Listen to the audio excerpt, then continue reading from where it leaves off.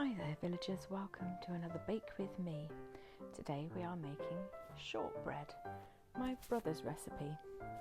I asked if he would like to film it but he declined. So these are all the things you'll need. 250 grams of butter, which in the UK is a full pat, so you don't even have to weigh it. But I do recommend you soften it, so leave it out on the worktop for a little while and then cut it into cubes, kind of. I hadn't left mine out for long enough, so I am going to microwave it for 5 seconds and then I think 5 seconds again. The whole bowl can go in the microwave. You don't want it runny, you want it soft enough to be able to incorporate your sugar. So in it goes. I think it was 5 seconds the first time and I wasn't satisfied with it, so it then went in for another 10 seconds.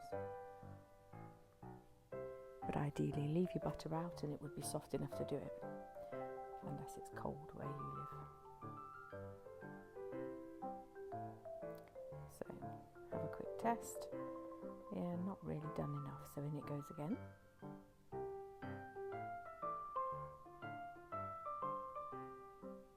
This recipe for shortbreads leaves very small number of ingredients, so hopefully it's stuff you already have in. So if you happen to fancy a baking day, you won't even need to go out and get ingredients.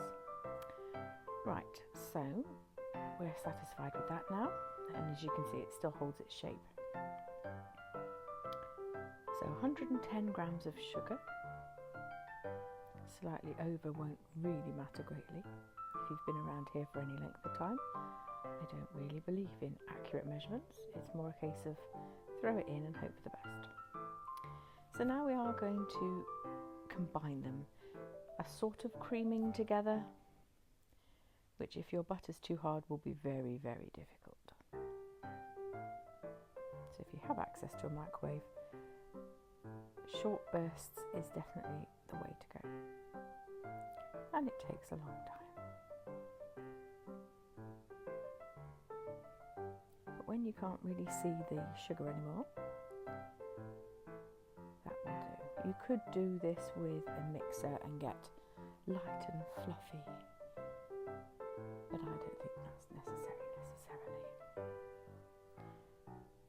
So when you can't, bits jumping out there.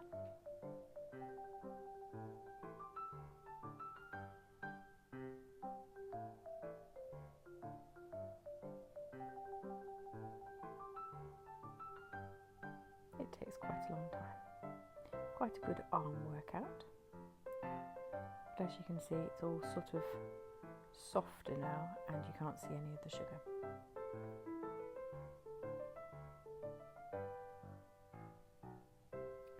Back on the scales for the flour. 360 grams of plain or all-purpose flour. You're not looking for a rise out of this, just the flour. And then we're going to mix it all together.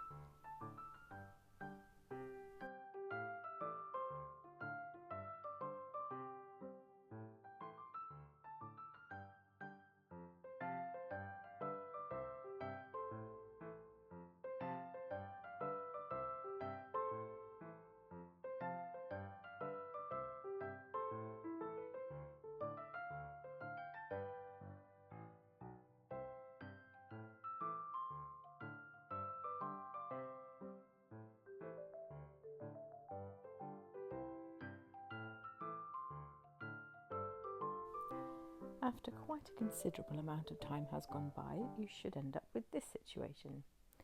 Breadcrumb texture. It allegedly has enough butter in there to combine on its own, but I didn't think it did. So we're going for a tiny increment of milk. Get your hands in. Rather than a spoon, you'll be able to tell how fast and how much milk you're going to be able to do.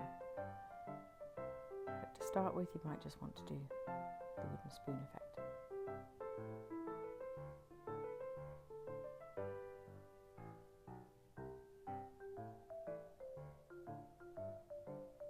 So keep keep going in small increments until you've got a soft dough.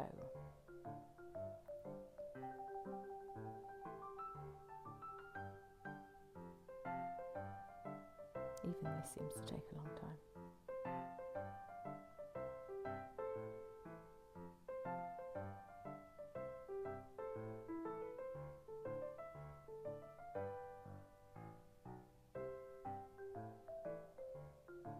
This is a lot more milk than I thought was going to be needed.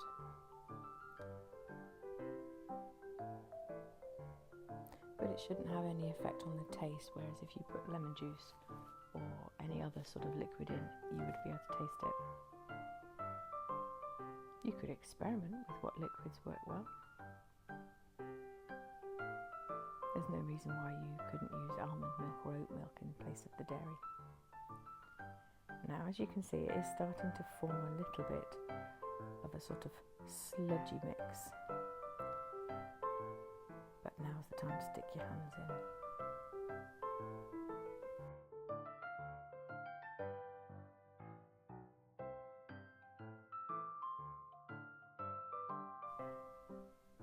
So flour your surface, make sure it doesn't stick and ruin all your good work.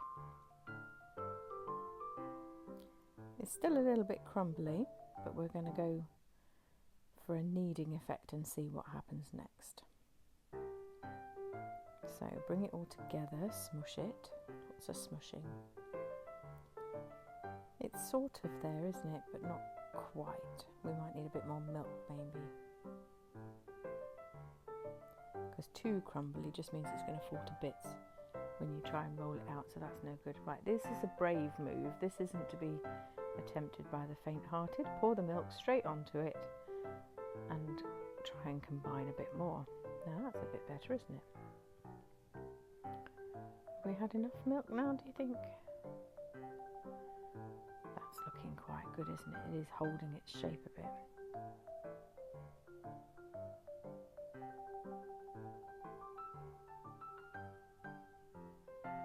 Yeah, I think that's it now. It's going to cope with being rolled out. The next stage of this recipe is to pop it in the fridge after you've done all your cutting out of shapes and stuff, which the recipe says 20 minutes, but you could leave it longer or overnight, and I don't think any damage would happen to it. It's just to firm it up a little bit before it goes straight into the oven, so it goes in cold into the hot oven and starts cooking straight away. Always flour your rolling pin. And the trick I find with rolling out dough is to turn it often in 90-degree rotations, and also turn it over using your rolling pin to help support the weight of it. And then you should end up with an even squarish shape, but as you'll see in a minute, squarish is easily fixed with a knife. I'm going to use a table knife rather than a sharp one, just so that it doesn't cut into my worktop. Right, we can pack all of this stuff away now. So you're going to want a baking tray or a cookie sheet, pre-oiled, and then cut them out in whatever shape you desire. Traditional ones that you buy from Walkers of Scotland are always finger shaped, sometimes round. So this square business means I'm going to cut off the edges where it isn't even and start with an actual square shape. We can sort out the off-cut bits later on.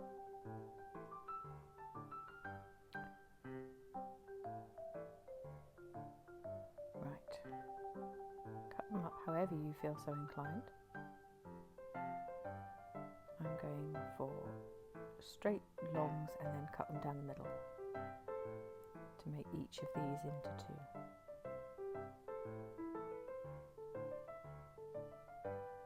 It's such a straightforward and simple recipe, and yet they are so yummy. People will think you're marvellous.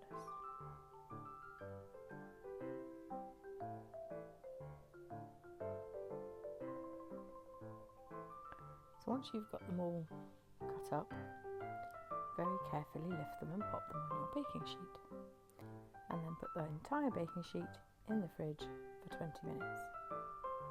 Now's the time to go and turn your oven on.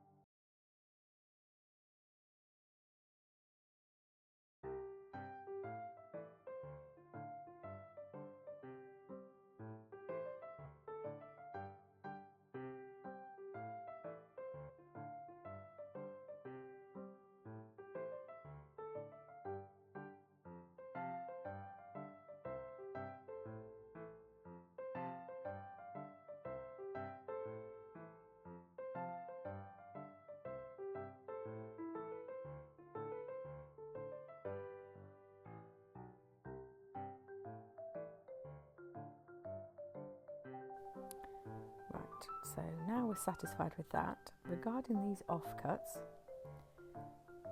some of them look vaguely finger shaped already, so we're going to just cut them in two and pop them on the baking tray.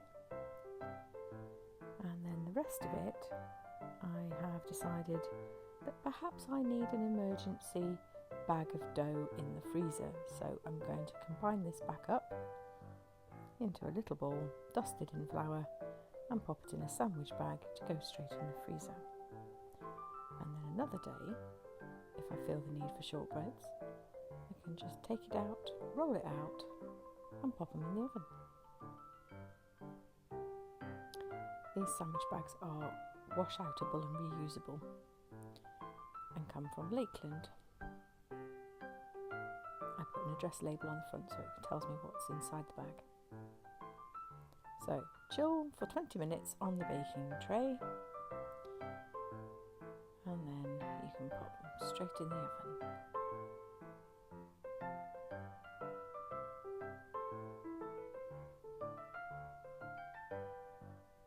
They're not actually going to grow much more than that.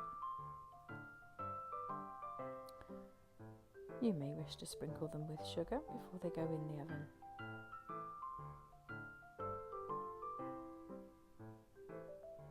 A bit haphazard is probably the best approach.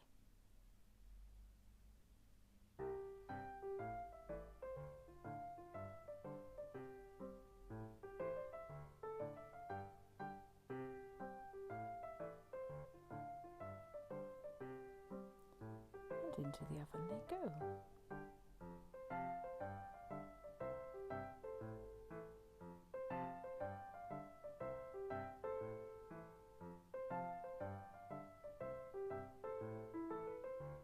So 16 minutes, 190 degrees C.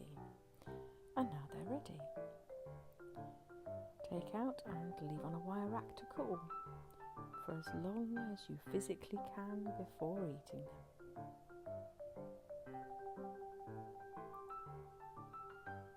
So as you can see, they haven't actually grown much because there's no rise agent in, because we used plain flour.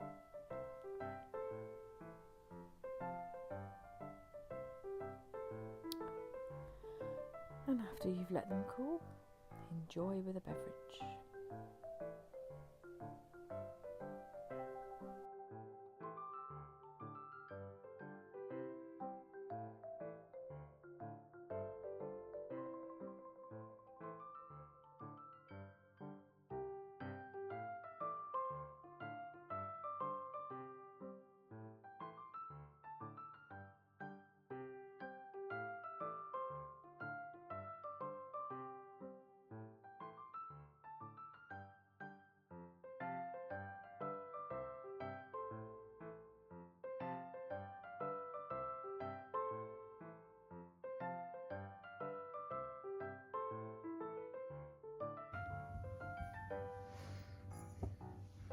Coffee ready.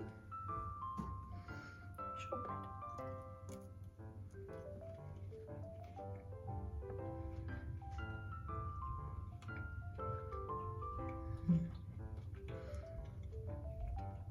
A nice little crunch on the outside and a bit squidgy in the middle.